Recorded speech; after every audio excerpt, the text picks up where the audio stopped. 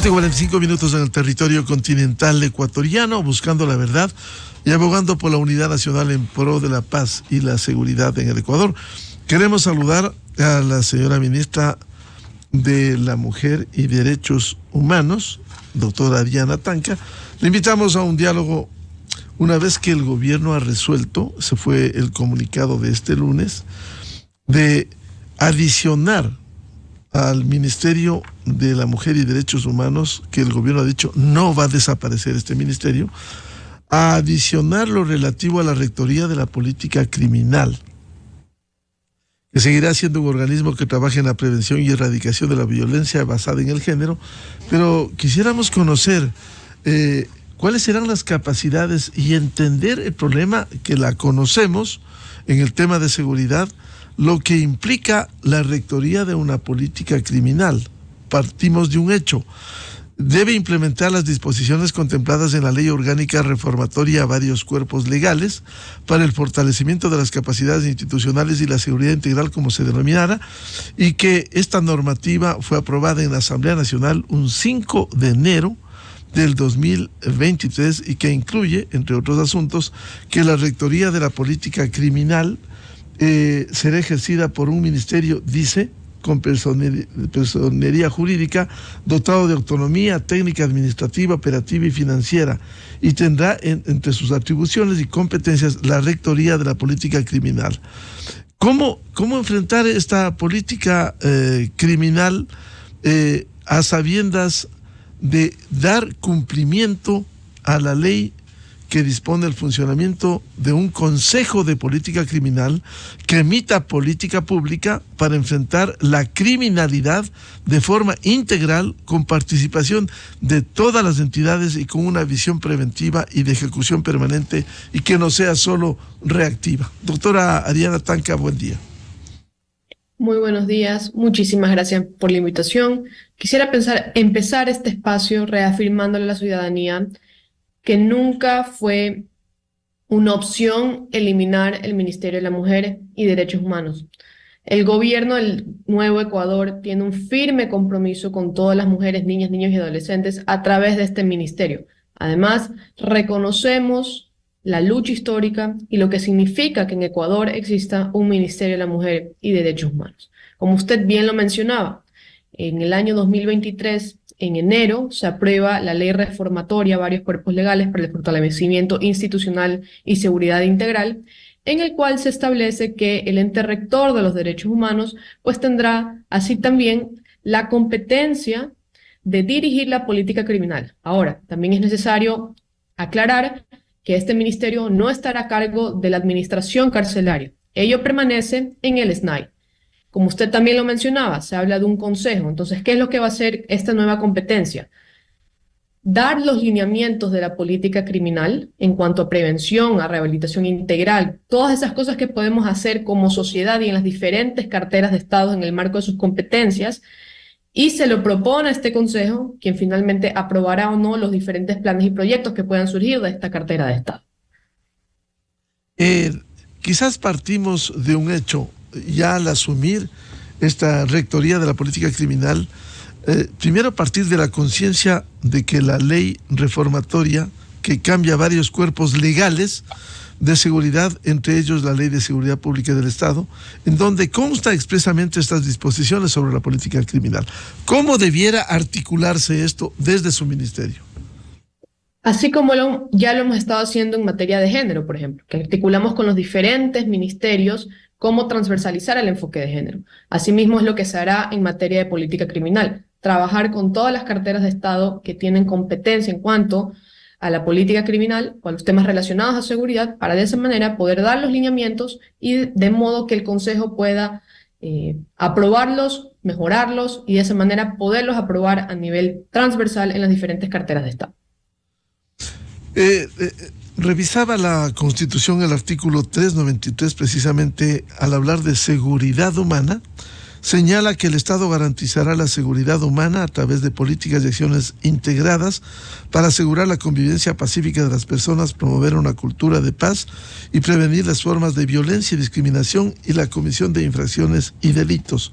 La planificación y aplicación de estas políticas se encargará a órganos especializados en los diferentes niveles de gobierno. Decía cómo debiera articularse, por ejemplo, con el Ministerio del Interior, el Ministerio de Gobierno, porque hay una multiplicidad de instituciones que debieran converger a la aplicación de esta política criminal que va a dirigir usted.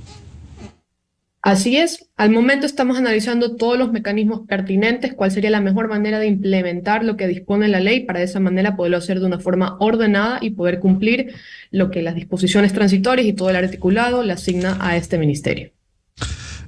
Incluso coordinar con el Ministerio de la Defensa Nacional que para integrar el plan de seguridad integral. Así es, y no es nuevo. Nosotros ya hemos trabajado con el Ministerio de Defensa, ya hemos trabajado con el Ministerio de Interior, hemos trabajado con diferentes instituciones estatales, como las Fuerzas Armadas, incluso la Policía Nacional, donde ya hemos hecho trabajos de prevención, en este caso de violencia basada en género. Continuamos en la misma línea de prevención. Ya hemos trabajado con ellos, mantenemos una excelente relación y justamente se trata de eso, articular como lo hemos estado haciendo en materia de género. Ahora cambiamos o aumentamos, mejor dicho, la competencia de los lineamientos de la política criminal. Nuevamente, me permito aclarar que esto no tiene relación con la administración carcelaria y cómo se manejan las cárceles del país, sino cuáles son todas esas políticas públicas, planes y proyectos que como Estado podemos hacer para prevenir los diferentes tipos de violencia y qué podemos hacer para poco a poco ir reduciendo los diferentes índices de criminalidad. Y esto se articula no solo con los ministerios que tienen competencias en materia de seguridad, pero por ejemplo también lo que hemos hecho mucho énfasis a nivel de gobierno, ¿no? Nuestros jóvenes, al no tener oportunidades laborales, al no tener oportunidades de acceder a un trabajo, lamentablemente son reclutados por estos grupos de delincuencia organizada, ¿no? Y de eso se trata, también mirar a la seguridad y a la criminalidad desde un punto de vista integral, ¿no? De aumentar las oportunidades, multiplicar las oportunidades que pueden tener los jóvenes, los niños, los adolescentes, justamente para que puedan acceder a educación, puedan acceder a un trabajo y así existan menos incentivos, por ejemplo, de ser parte de una organización criminal. Claro, entender la problemática, esta interacción con otras instituciones, incluso usted ha dicho no, el tema de las cárceles dejamos de lado, pero sí incluso con la justicia interactuar, porque parte de la política criminal tiene que ver también con el eje de capacitación de jueces y fiscales. Que asimismo lo hemos estado haciendo en materia de enfoque de género. Este ministerio tiene la rectoría del Sistema Integral Nacional para Prevenir y Erradicar la Violencia en contra de la Mujer, en el que en febrero de este año, por ejemplo, se aprobó un plan para todas las instituciones que forman parte de este sistema. Cada uno ejecuta la transversalización del enfoque de género a nivel de sus competencias.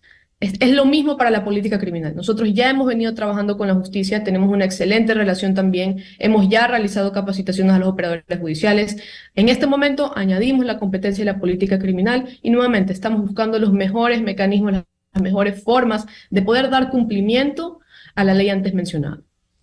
Esto parte, señora ministra Ariana Tanca, también por las fases de prevención por un lado, y no solo prevención dentro de una política criminal, sino también la reacción frente a los hechos que se suceden en el país. Así es, nuevamente me permito aclarar que la administración de la cárcel, lo que sucede dentro de las cárceles, la contención de lo que pueda suceder en las cárceles, quedan aún en manos del SNAI. No tenemos la competencia al interior de las cárceles. Lo que tenemos la competencia es los lineamientos sobre la política criminal. Y en muchos casos ya hemos venido trabajando, por ejemplo, con el SNAI en caso de por ejemplo, las mujeres que son privadas de la libertad. Ya hemos venido trabajando en ese tipo de políticas públicas. Lo que hacemos ahora es, bajo el nombre de política criminal, todos esos planes, proyectos y política pública que, ojo, no van a ser emitidos nuevamente por este ministerio, sino que tienen que pasar a través de la aprobación del Consejo. Y de esa forma también podemos asegurar que existe una retroalimentación por diferentes partes de actores estatales para de esa manera realmente poder tener una política criminal preventiva que nos permita en el largo plazo pues ir disminuyendo los índices de criminalidad. ¿Cuándo se instalará este Consejo?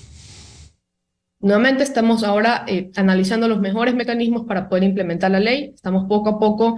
Tenemos que ver la reestructuración interna del ministerio, que nuevamente no nos eliminan competencias en cuanto a prevención de violencia basada en género, ni en la promoción, que ya lo hemos estado haciendo en cuanto a la promoción de una cultura de paz a través de nuestra Subsecretaría de Derechos Humanos.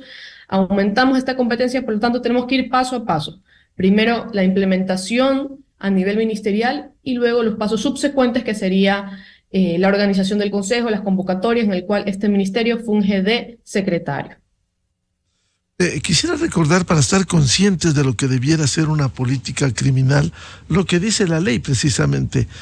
Plan de política criminal incluirá un diagnóstico del fenómeno de la criminalidad en el país y las respuestas planificadas y coordinadas a corto, mediano y largo plazo que el Estado debe adoptar para prevenirlo y combatirlo. Definirá políticas, acciones y recomendaciones dirigidas a la prevención de las causas del delito, respuestas penales para sancionarlo y mecanismos de rehabilitación y reinserción de las personas infractoras de la sociedad. Es decir, esto es parte de la ley también, en donde incluye, aun cuando no asume el ministerio el tema del tema carcelario, aquí se incluye la necesidad de articular políticas, como dice, para mecanismos de rehabilitación y reinserción de las personas infractoras de la sociedad, que muy poco o nada ha habido en el tema de rehabilitación social.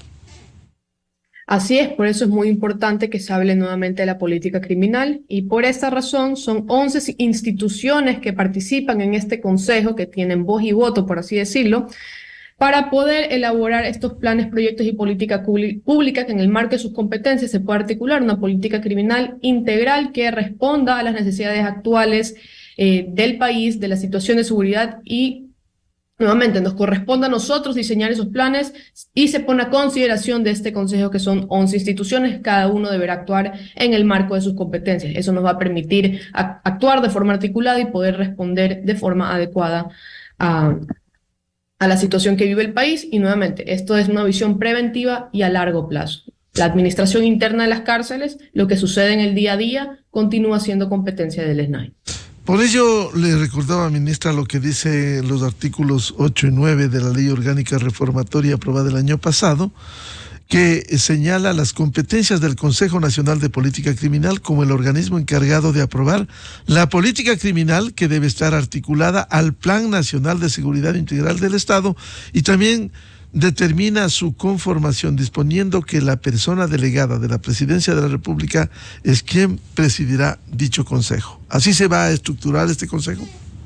Así será, tal como lo dispone la ley. Nuevamente estamos analizando las mejores formas y mecanismos para poderlo implementar paso por paso y dar cumplimiento a esta ley, que se aprueba en enero, entra en vigencia en marzo, y ha pasado, más de un año que no se han implementado estos cambios que como Ejecutivo nos corresponde ejecutar aquello que dispone la Asamblea. En todo caso, si no asumen el sistema penitenciario, que es del Ejecutivo directamente, habrá que pensar en las políticas de rehabilitación, reinserción social, que en la práctica no se ha podido cumplir por diversas circunstancias del pasado reciente, y que no hay una rehabilitación social en el país.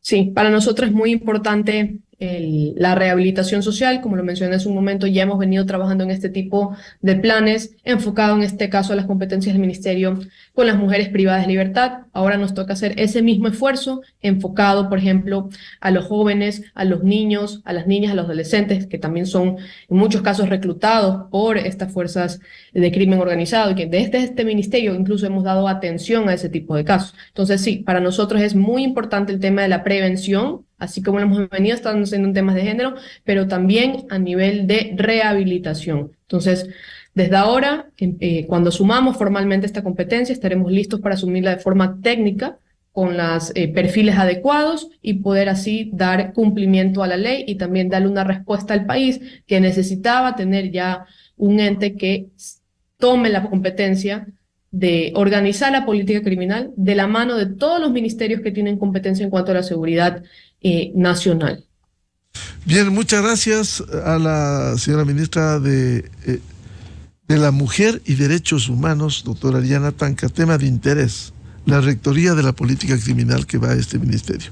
Muy amable, Ariana, su atención. Muchísimas gracias, siempre es un gusto estar en este espacio. Fuerte abrazo a todos los que nos están escuchando y un buen martes. Enseguida, en la revista de Opinión Democracia.